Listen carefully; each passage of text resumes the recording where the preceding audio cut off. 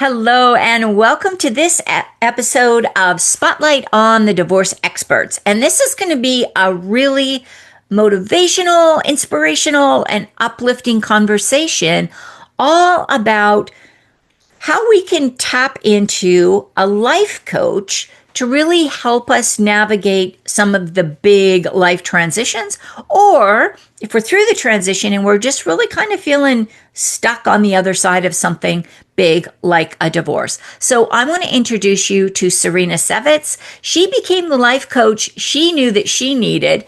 And now what she does is she walks with her clients to create positive, productive, and healthy lives, and do it in a way that allows the client to really create that space that they want to live in and be in. So, Serena, welcome. Thank you so much, Marty. It is such a pleasure to be here and having a conversation with you. Well, always it's wonderful to speak with you. And I know that we've talked about this a little bit before, but because everybody hasn't been involved in all our past conversations, let me ask you again. How did you get into this whole concept of life coaching? Oh, yes. So I first heard about life coaching through an Instagram post by Jay Shetty. And I followed Jay Shetty for quite a while. And then he started talking about life coaching school. And so I looked into it a little bit more and decided, that really resonates with me. It really sits at this space in my heart that equals my why, which I think I've shared this with you, but I'll reiterate it for everyone here. My why is to help people make their lives 1% better every day because so many people try and bite off so much and accomplish so much. I mean, we look at New Year's resolutions and how they want to revamp their entire lives and make all these new habits, which is a great goal. But for some people, it's really hard to bite all of that off at once. So I just want to help people make their lives 1% better every day. And I do that through a journey with my client. And when I told my friends that I wanted to be a life coach, one of the most affirming things that I've ever heard from so many people that know and love me was, of course you are. That's exactly what you're going to do because you've always been one. So Right. now it's time for you to make that a profession. Yeah. Yeah. And this is, I sound so much like a broken record on these recordings, I swear, but there you Okay. go. It really is people who come from a learned experience and have a real deep connection to whatever they're doing, whether they're an attorney or whether they're a life coach or whether they're a financial professional or whether they're a dog walker or they own a store. When you really are passionate about these things and you really feel that this is where you're supposed to be, you just bring a whole different energy and a whole different experience, I think, for everybody when you come at it from that perspective.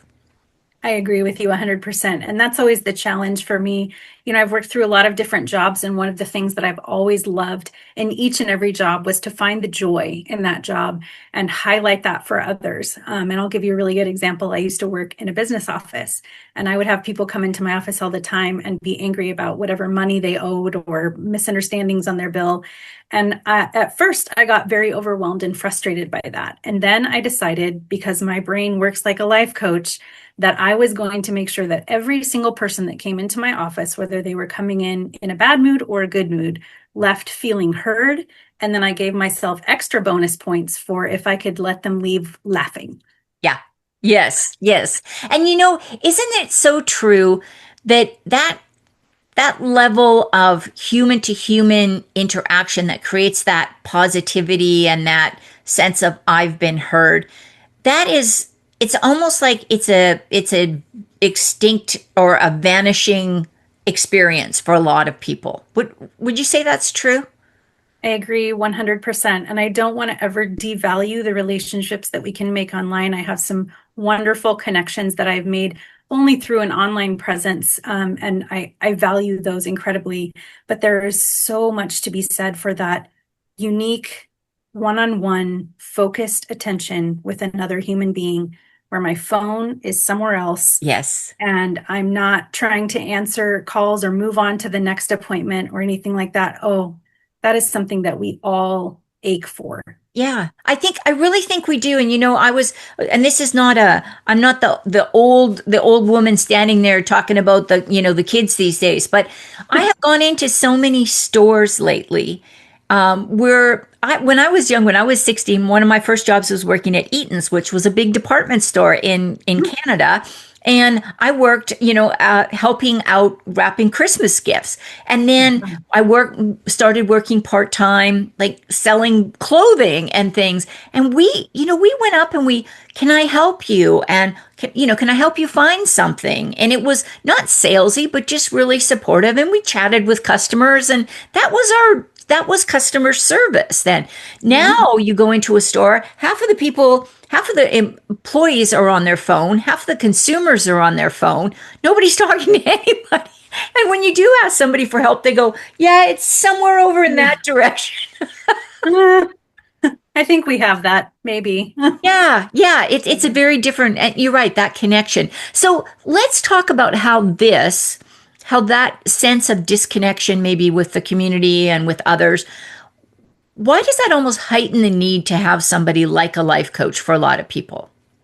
That's a really good question. And I think um, introspectively, I've been thinking about this a lot. And what I've kind of come to the conclusion on is we have so much information available to us at all times. Google, so many online sources. We can look anything up and have information at our fingertips that just didn't even exist 10 to 15 years ago in the fashion that it does now. And I think that we as a society are overwhelmed with information, and we don't have enough inspiration or action to go Yeah, along with it. So while getting all of this information is phenomenal, unless you do something about it, it's not really helping you or anyone else or the world in general. And so I think we, we have a problem, we research how to fix it, we may or may not do something about that, but that's missing that human element. So yeah, I think that life coach can kind of come along and not only help you understand the information better, help you understand how it applies to you, help you understand if it doesn't work for you, and not to just keep hammering that same thing. Well, I read it online, so it must be what I need to do. Maybe not. yeah, yeah. And you're right. And we have all these resources. We have whatever you use, Claude or Perplexity or ChatGPT or whatever you use. You can go on there, and I have people. I have people who have actually done their entire divorce settlement option using ChatGPT, and Okay.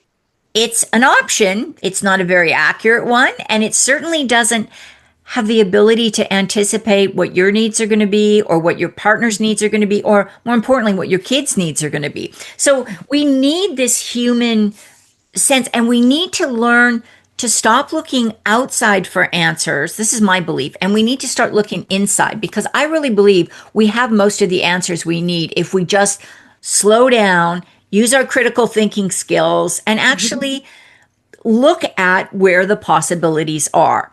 And I think that's where a life coach is such a phenomenal resource to help you just do all of those things.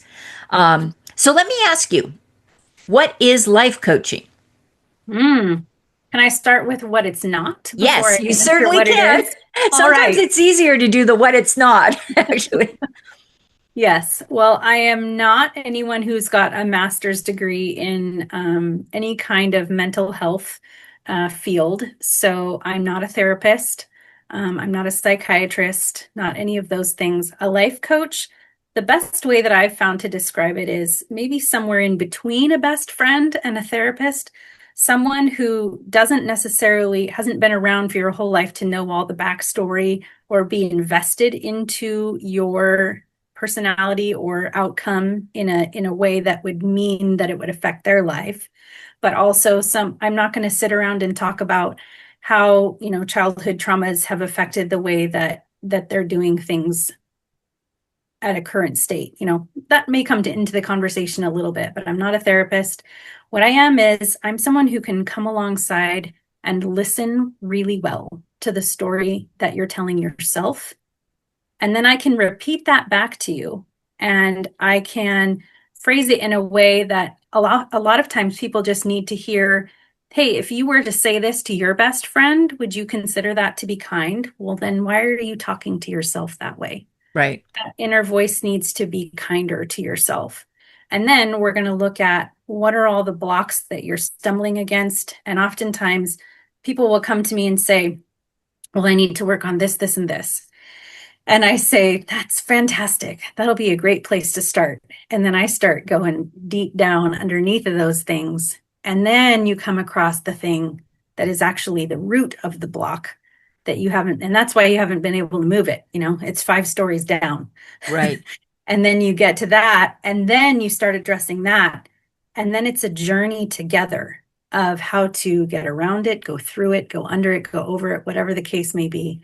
And it's just such a fulfilling thing because it's never me coming in to solve anyone's problems. It's just illuminating, as you just said, they know how to solve it. They Right. just don't have the confidence to get there. Right. And you touched on something that I think is so important, that inner voice, and that we create our own reality. I mean, the stories we tell ourselves about what we can do, what we can't do, what we should do, what we shouldn't do, those stories, most of them were actually put into our little brains before the age of 7. So Mm-hmm. if you're a girl, a woman, and you say, I'm not good at math, that is not a true story. That is something that somehow your brain picked up in very early development, and it's just now the story you tell yourself. I'm not good at math. Um, Mm-hmm. or um, you know, uh, I don't know what another one might be. Good people don't get tattoos. Who thinks that, maybe you have a religious reason or you have a aesthetic reason you don't like tattoos, but it has nothing to do with your good or bad. It's just these things that we programs, and they don't seem weird to us until somebody says, "Why is that true for you?" And then all of a Exactly. sudden it's like, "Holy, I don't Wait, why know." does that? Yeah. How does that make Never thought sense? about that before. Uh, Yeah, yeah. yeah. And this is where going through divorce, we tell a lot of women and men tell themselves a very bad story about how terrible they Yeah. are, about how they can't make a relationship work, how they're not worthy of love, or they're unlovable, or they're powerless. All of these things come up. So, Mhm. how would you? Let me ask you, how would you work with a client if they came to you and said something like, "Well, I've been through a relationship and you know, I'm I'm damaged. I'm broken. I'll never have a good relationship again because I'm a failure at relationships." Mm. I think first I would ask them whose voice is telling you that you're damaged and you're a failure. Because oftentimes, as you just said, we hear these things put into our heads by other people. And so it's probably not them that's saying that they're damaged. Right. But even if it is them that's saying it, let's explore why you think that. And I want to go back to something you said just a moment ago, which is if you say something like, I'm bad at math, you know how I help people overcome being bad at math? We say, I am becoming a person who is improving their math skills. If I'm bad at drinking water and I know that I need to do better, I am becoming a person who gives myself many opportunities every day to drink the water that my body needs. It's really all about how you phrase it in your head.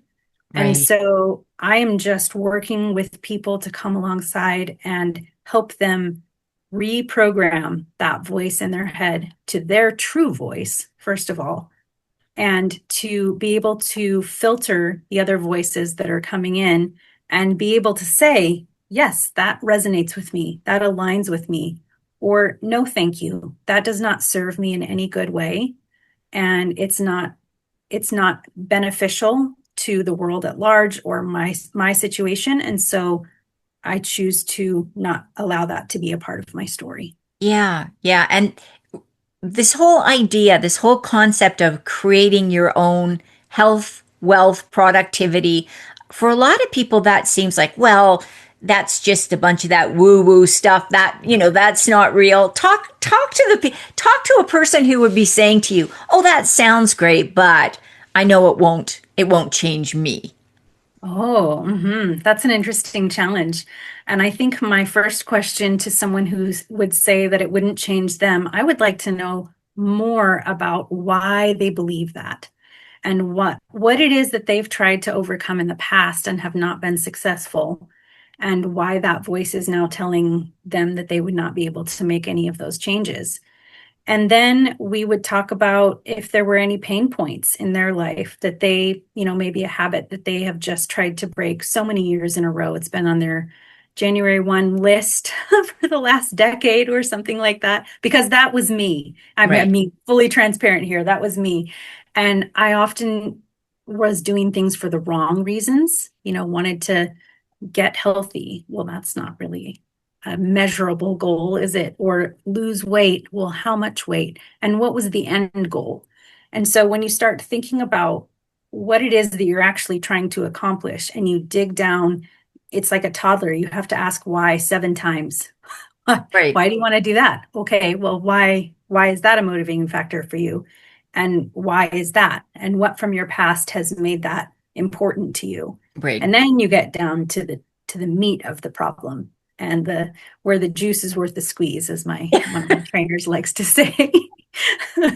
Well, and I think so this is a really what you just heard is sort of a encapsulated version of what a coaching session Mhm. would look like. So, and I love the way that you do it, Serena. There's absolutely, as you can tell, there's absolutely no leading questions. There's no preconceptions. And here's the thing: if you don't want to change, you can stay the same. Yeah. Yeah, well, skin off my back. I mean, I, and the thing that I think this was the life changer in my brain is that I grew up with a voice that says being rejected or told no is bad. And then when I started to realize that having experiences where you are told no or you're up against a challenging situation actually builds character and makes you a stronger person and a smarter person. And you can use those failures in your life to then level up, as my teenage son likes to say, in the game. We talk about all the time gamifying things. It's like at the very least, I got to have a conversation with somebody and learn something a little bit more about them. And I learn just as much from my clients as they learn from me because it's a co-created journey. It's not me coming in and being like, well, you need to do 20 push-ups every day, and then you're going to eat chicken breast and salad. Awful. Why would anyone want to do that?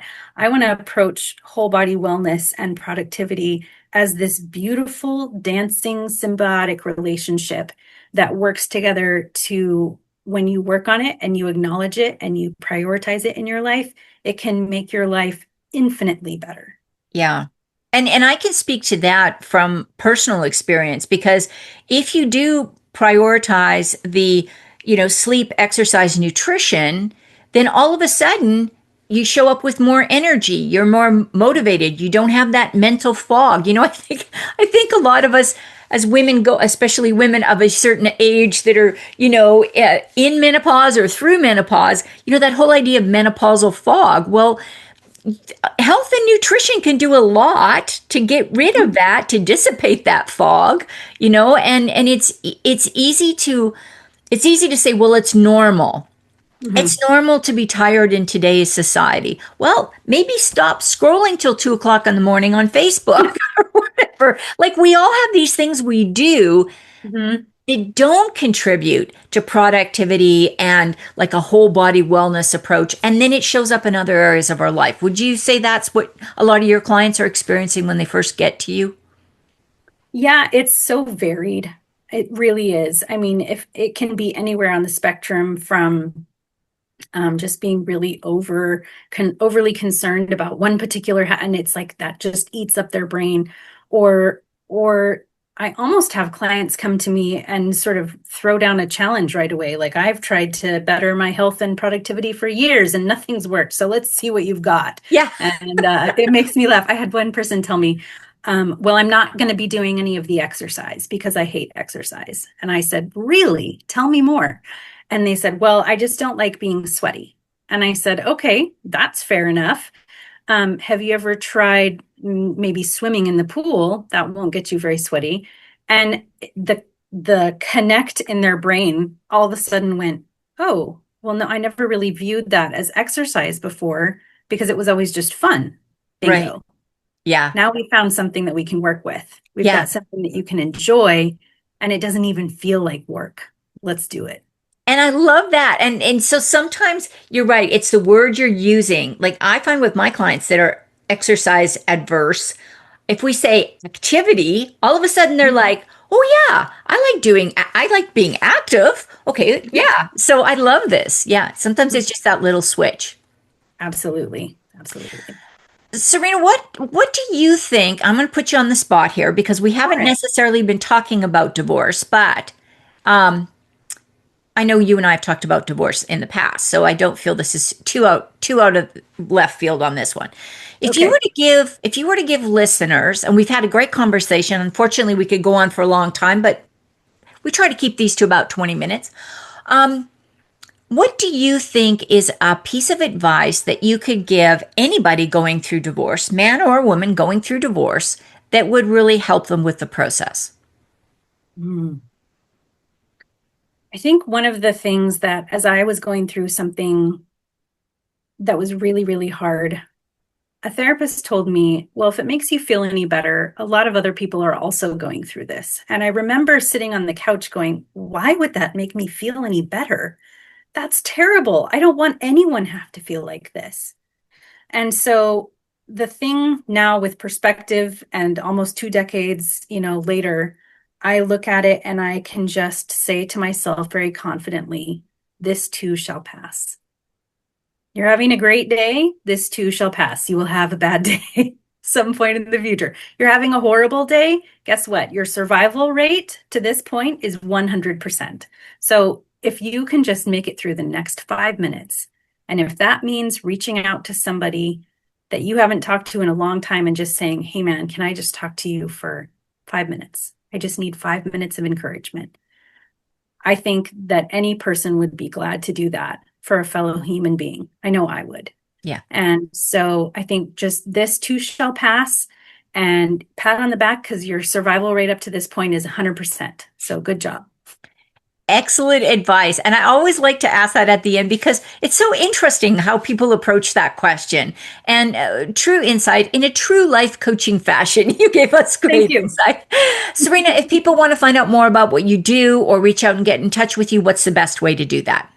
Oh, absolutely. Thank you. My coaching website is www.serenadoinglife.com.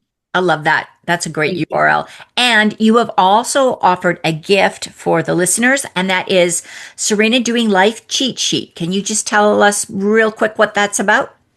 Absolutely. So, a lot of people that I work with in the productivity realm or just areas where they would like to build better habits, they come to me and they just say, it doesn't matter where I start, I can just never make anything last. And so, one of the things I developed was 3 habits that you can start today that are not huge, they're not overwhelming, they seem simple, but if you implement them, it's that step in the right direction, that 1% better. I love that. And training your brain to change that story that you can't stick with things once you get them started. So, Absolutely, because you are becoming a person who is taking the steps to make the necessary changes in your life. absolutely. Serena, thank you so much for being on Spotlight on the Divorce Expert. I really appreciated your insight today. Thank you, Marty. Such a pleasure.